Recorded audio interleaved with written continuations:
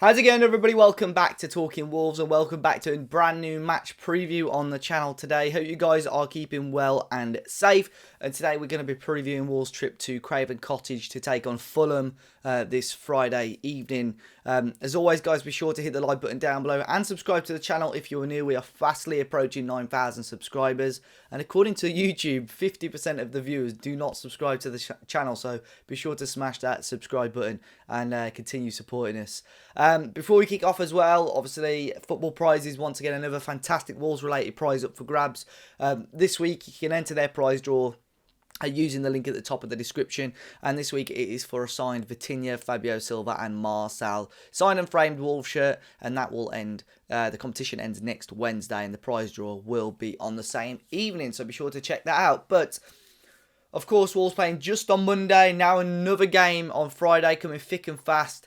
Feels like almost the Europa League type schedule that we had last season. But this game is quite significant, really. Of course, I don't really like thinking about Wolves being possibly dragged into that race towards the bottom of the league. But this match could really, go either way. If Wolves win this, it's a massive weight off our shoulders. We'd be 12 points clear of that bottom three. And you could probably stop talking about that, relegation, a battle probably. So this is quite a significant game, really. Of course, at the time of recording, Nuno hasn't yet done the pre-match press conference for this game. So I do apologise, obviously, if he corrects anything that I say throughout this video. But, of course, some team news regarding Wolves so far. Raul Jimenez obviously doesn't look like he's available just yet. I may be proved wrong. I hope I'm proved wrong. It looks like they're ramping up his training quite significantly now, and hopefully we see him in the next couple of weeks or so. But of course, we don't want to rush him back too much. And I think a win on Friday will take a lot of pressure of having to rush him back as well. But it looks like, obviously, he won't be available, but they are ramping that training up. Marcel, don't think he's going to be available either. And of course, unfortunately, Johnny, due to that serious ACL injury once again. So it's a real shame for Johnny. Obviously, we hope he recovers as well as he can do, and hopefully we see him again in a Wolves shirt as soon as we can. Willy Bolly, due to testing positive for coronavirus on Monday, will have to isolate and will not be available as well for the game on Friday. So it gives Nuno a bit of a dilemma in regards for what he'll want to do with the formation, because I think the fans knew going forward on Monday we looked good. We caused West Ham problems, and if we could do that again against Fulham, that would be ideal. But the defence, especially if you've not got any no Willy Bolly, it's not a great back line really, especially that middle two. You just can't rely on it. And I think, Fulham, Mitrovic is probably going to get the nod because, he got a goal in their last game and he's caused Connor Cody problems in the past as well. You're probably going to have Ivan Cavallero come in as well because Luckerman, it seems like he may be out injured as well. So an ex-Wolves player coming in. So it is going to be quite intriguing to see how Nuno sets up. João Moutinho may be back available. Of course, he took a knock on international duty with Portugal, but it said that he may be available for Friday's game against Fulham. So 4 at the back, 5 at the back, guys. Let me know what you think in the comment section down below. But we have got quite a chunky opposition preview segment now. I spoke to Dom from the Fulhamish podcast to get his thoughts and feelings ahead of this game and to see what he thought about Fulham so far this season. Right then, for the opposition preview, I'm delighted to be alongside Dom from the Fulhamish podcast. Dom, how you keeping, mate? Yeah, not too bad, mate. Not too bad. Obviously a bit devastated still after that Villa game on the weekend, but I mean, I've always said when you have a result like that, it's always nice to try and get the next game as quick as possible. And obviously, we have that with the Friday night fixture. Yeah, 100%. I mean, this sort of part of the video, we're going to obviously learn a little bit more about Fulham and how the season's been going on so far. You always knew, I mean, I think you guys knew it wasn't going to be an easy season for Fulham, but what have you guys made of where you are right now? I think most Fulham fans would have probably taken the position we're in, 3 points off the team in 17th at this point. At this point in the season, because if you compare it to 2 seasons ago where it was completely embarrassing. I mean, we were relegated by this point, 2 years ago. I think it was literally at the beginning of April. I think it was like the 2nd or 3rd of April when we got relegated at Watford 2 seasons ago. So I think most Fulham fans, they would have wanted better, obviously, but they would have taken where we are. Only 3 points. If you said with 3 points, team in 17th, and you're playing that team in 17th on the last game of the season. I think most Fulham fans would have taken that. I think it's been a bit of a weird season in regards to, obviously, we had such a poor start when obviously you guys beat us. That was probably actually one of our better performances in the sort of the opening few games of the season. But yeah, it's been a bit of a weird season. Obviously, we'll get into with that devastating result last weekend against Aston Villa. But yeah, I think most Fulham fans always knew it was going to be a tough season, especially, the turnover between the playoff final and the start of the Premier League season. It was always going to be a tough season, but I think Fulham fans are definitely more positive about this season than, as I mentioned, the relegation 2 years ago. Yeah, I mean, you guys are, like you say, you're in a good position to still stay up, definitely. Do you think if Fulham went down, is that a disaster? Or do you think, were the expectations to come up and stay up? Do you think Scott Parker's done a good enough job there at the moment?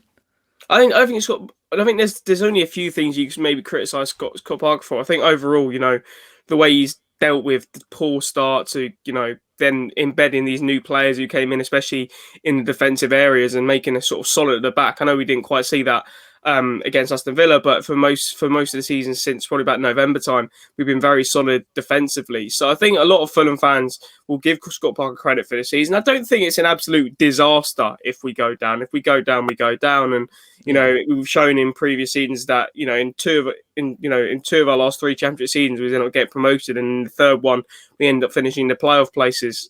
So I think that we've got the know-how to get out of it, but it's just going to be, we don't want to get into a cycle of being the next Norwich City where it's up, down all the time.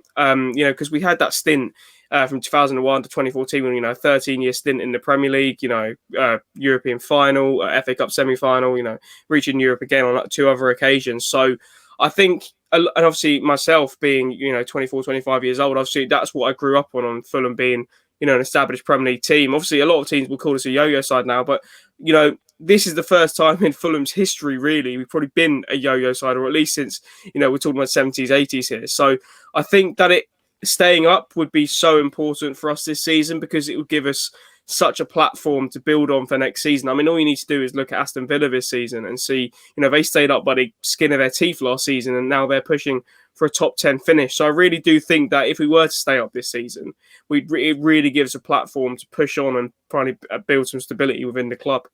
Yeah, you say that about the yo-yo teams. Probably over half of the Premier League teams have probably been in the second tier over the last 10, 15 years, haven't they? So, I think all of them have sort of had to deal with that sort of stint in the Championship. But I think that it would be a huge step for Fulham if you guys can stay up. I mean, is Newcastle the team you're targeting, or do you think there's any other teams that could easily get dragged into that relegation battle? I think now it is just Newcastle for me. I think, Brighton were in the conversation, but they've had some good results recently. Obviously, they had that smashing win over Newcastle, and they obviously won the game before that as well. So I think that sort of it's more, they can still get dragged into it to an extent, but I don't feel like us and Newcastle are going to win enough games to drag them into it, if that makes sense. Yeah. I was potentially looking at Southampton, but obviously they got that win over Burnley, because the amount of games they've won has not been too great. So I really do think now it is between us and Newcastle, and as we do have that game against them on the last game of the season, and if that game has fans, that could be the turning point, because without fans, our home record's been pretty poor. The only teams we've beaten at home this season have been the 2 teams below us in West Brom and Sheffield United. So, but I think what a lot of Fulham fans are pinging the hope on is, as long as we have 3 points within Newcastle and have a similar or better goal difference going into the last day, a lot of Fulham fans will take that.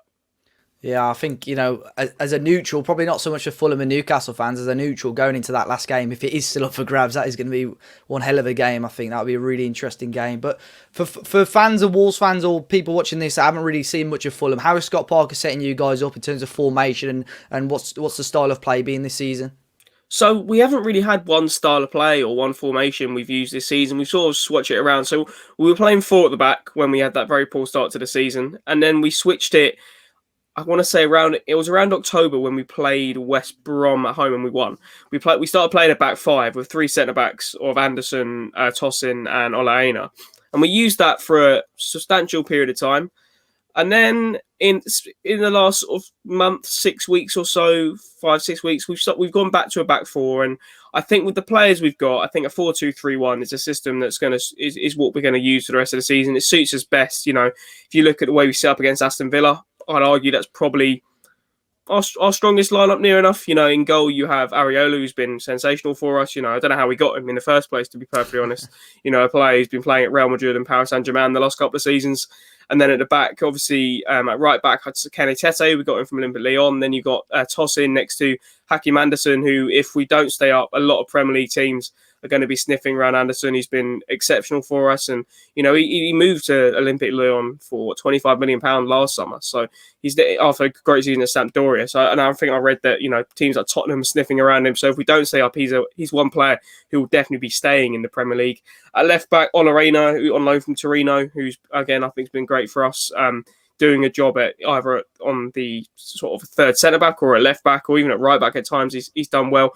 Then the two holding, you got Harrison Reed and Lamina. You could play Anguissa there, but for me, obviously Anguissa's a player that a lot of people I spoke about this season, and he had a great start to the season. I will say that.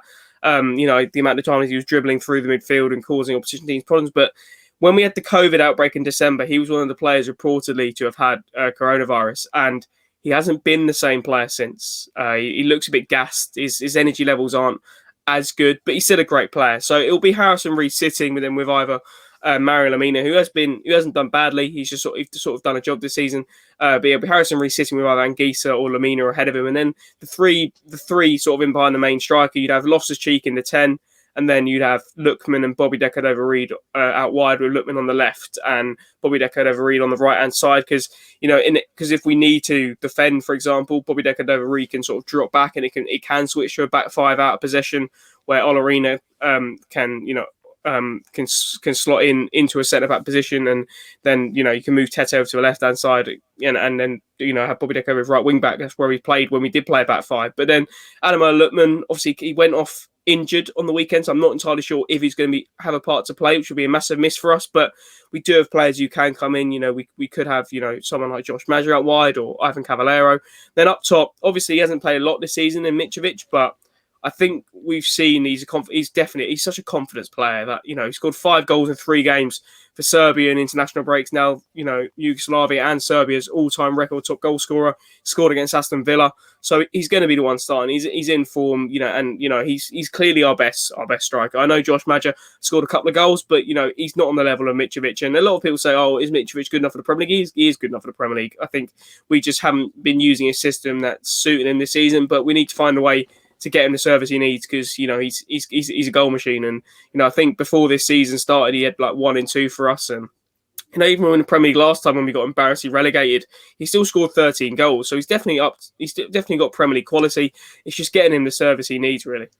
Yeah, I was going to say, he's a strange player, Mitrovic, and I think, like what you say, the confidence thing probably describes him perfectly. Whenever I've seen him live, he's just been a player that never turned up, and I just thought, like, what is the hype around this guy? But then other times where we've played you guys away, he's given Connor Cody nightmares. I think you guys beat us the year we got promoted, and you were that was one of Mitrovic's first games for us, and he that's where you've seen Mitrovic at his best. And as I said, Mitrovic is like that. He's not I wouldn't say he's hot and cold, but he isn't on it every single game. He is a very much a confidence player in the Championship.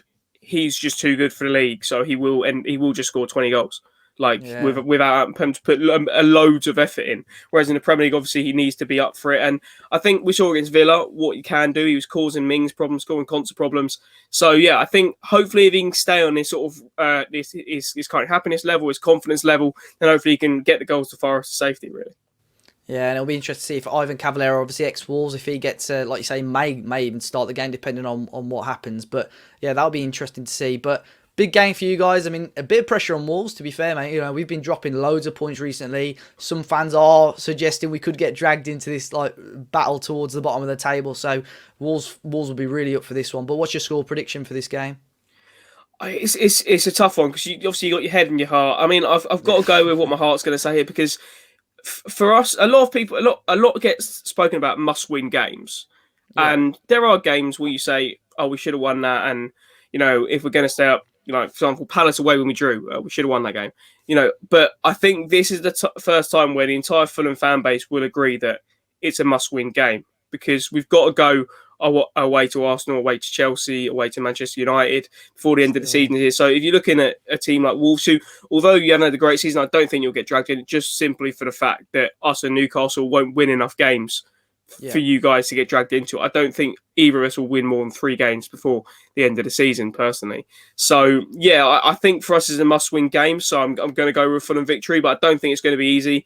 Obviously, we saw in patches in your game against West Ham that you can cause problems. Like you had chances on goal. It was just sort of being a bit similar situation to us, where just not taking your chances Yeah. really. But I'm confident we can get the 3 points in, because I think they'll be really hungry to bounce back from that Aston Villa results. And obviously with us, we need to win this game much more than I think the 3 points for you guys is needed. Because, it will, if we win, we go out of relegation zone, albeit we would have played 2 more games in Newcastle, but we have the ability to put the pressure on Newcastle, go ahead of their game away at Burnley. So I'm going to go for 2-1 Fulham, I think.